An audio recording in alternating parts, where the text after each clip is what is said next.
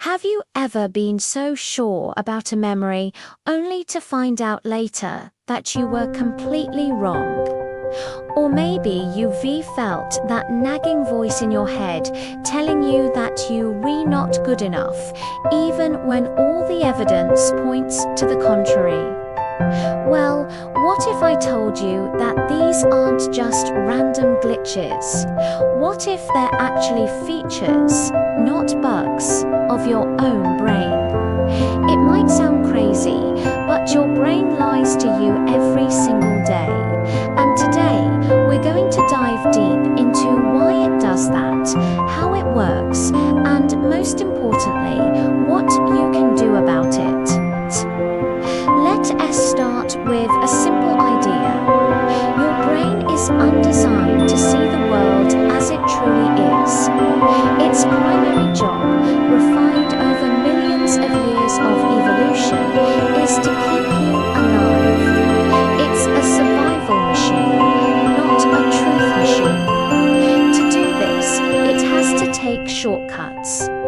Just think about the sheer amount of information bombarding your senses every second: sights, sounds, smells, feelings. If your brain tried to process every single bit of that data accurately, you'd be completely overwhelmed. You'd be frozen, unable to make a decision. So, instead, your brain creates a simplified model of reality. It's like a mental map, and just like a map, it's not the territory itself. It leaves out details, it generalizes, and sometimes it gets things plain wrong. One of the biggest ways our brains trick us is through cognitive biases. These are systematic patterns of deviation from norm or rationality in judgment. In simpler terms, they're mental shortcuts that often lead to errors. There are literally hundreds of them, but let's talk about a few really common ones. First up, confirmation bias. This is the big one. It's our tendency to search for, interpret, favor, and recall information in a way that confirms our pre-existing beliefs. If you believe that people from a certain city are rude, you'll notice every rude person from that city and conveniently ignore all the polite ones. Your brain isn't trying to be difficult, it's trying to be efficient. It's much easier to fit new information into existing frameworks than to rebuild those frameworks from scratch every time. On social media, this creates echo chambers where our own views are constantly reinforced, making it even harder to see a different perspective. Then there's the negativity bias. Have you ever had a fantastic day, but one tiny negative comment just ruins it? That's negativity bias at work.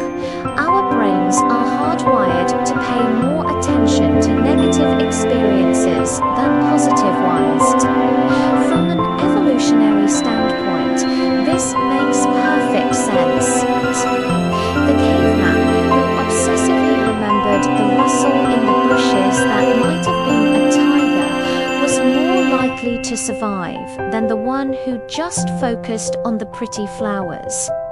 But in our modern world, this bias can lead to anxiety, pessimism, and a skewed view of our lives, where we overemphasize our failures and downplay our successes. Let's not forget about the Dunning-Kruger effect. This is a fascinating one where people with low ability at a task overestimate their ability. You've seen it online, the person who's read one article and suddenly thinks they're an expert on epidemiology. The reason this happens is that the very skills you need to be good at something are often the same skills you need to recognize how not good you are. Conversely, true experts often underestimate their competence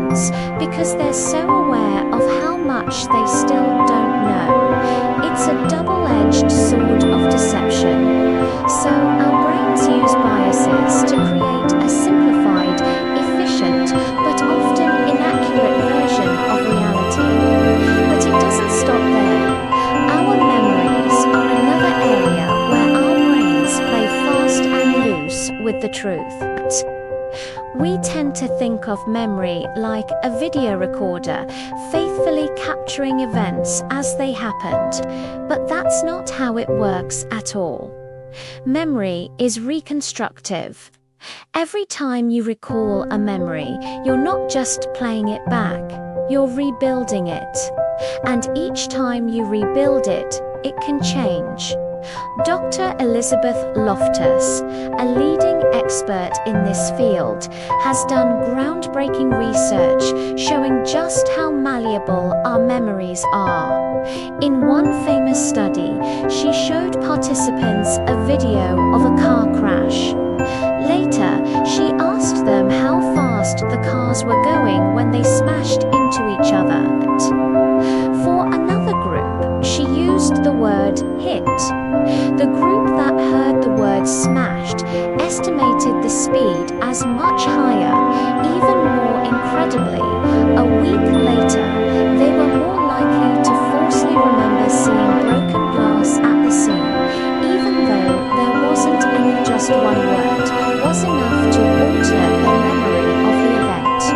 This is called the misinformation effect, and it shows that our memories can be contaminated by information we receive after an event has occurred. This has huge implications, not just for our personal lives, but for things like eyewitness testimony in courtrooms. Every time you tell a story, you might be subtly changing it. The more you tell it, the more confident you become in that version of the story, whether it's accurate or not. Your brain is essentially overwriting the original file with a newer, edited version. So why does the brain do this? Why not just store perfect memories? Again, it comes down to efficiency and survival. It's more useful for your brain to store the gist of an experience and the emotional lesson you learned from it, rather than every single mundane detail. Remembering that a certain type of berry made you sick is more important than remembering the exact shape of the leaves on the bush. Your brain prioritizes the lesson, not the literal truth. Now, this all might sound a bit disheartening. If our brains are constantly lying to us through biases and faulty memories, are we just doomed to live in a fantasy world of our own making? Not at all. The most powerful thing you can do is simply to be aware of it. Knowing that your brain has these tendencies is the first and most crucial step toward overcoming them. So, what are some practical steps? First, actively seek out opposing viewpoints. If you have a strong opinion on something, make a genuine effort to understand the other side. Read articles or watch videos from sources you wouldn't normally choose. This is the antidote to confirmation bias. You're not trying to change your mind necessarily, but to challenge it. You're forcing your brain to build a more complex and nuanced model of reality. Second, practice gratitude and savor the positive. To counteract the negativity bias, you have to consciously direct your attention to the good things. This might feel forced at first, but it's like exercising a muscle. You could keep a gratitude journal where you write down 3 good things that happened each day. Or, when something nice happens, take an extra 10 or 20 seconds to really soak it in. This helps to rewire your brain to give more weight to positive experiences. Third, embrace humility and a beginner's mindset. Be wary of feeling like an expert too quickly. Recognize that there is always more to learn. Ask questions. Be curious. Admitting I don't know is not a sign of weakness. It's a sign of intellectual strength. This is the way to fight back against the Dunning-Kruger effect and remain open to growth and learning. When it comes to memory, be a little more skeptical of your own recollections, especially when they're tied to strong emotions. When you're telling the story, you can even acknowledge this. Say things like, "The way I remember it is," rather than, "This is exactly what happened." Try to verify important details with others who were there or with objective records if possible. This helps keep your reconstructive memory in check. Finally, practice mindfulness. Mindfulness is the practice of paying attention to the present moment without judgment. It trains you to observe your thoughts and feelings from a distance, rather than getting swept away by them. When that negative thought pops up saying, "You're going to fail," you can learn to see it as just a thought, a product of your brain's negativity bias, rather than an objective truth. You can observe it, acknowledge it, and let it go without letting it define your reality. The human brain is the most complex object in the known universe. It's a messy, beautiful, and brilliant survival machine that has gotten our species this far. Its lies aren't malicious. They are shortcuts, survival mechanisms, and efficiency hacks that work most of the time. The problem is that the world we live in today is vastly more complex than the one our brains evolved for. By understanding these built-in quirks, we can start to work with our brains instead of being fooled by them. We can become more critical thinkers, more compassionate individuals, and more accurate observers of our own lives. It's a lifelong journey of self-awareness, but it's one of the most rewarding journeys you can take. You don't have to believe every thought you think. You have the power to question, to challenge, and to choose a more conscious, intentional way of seeing the world. Thanks so much for watching.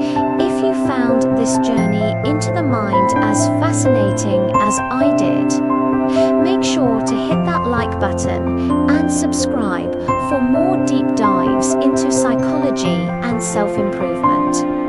Let me know in the comments which cognitive bias you notice most in your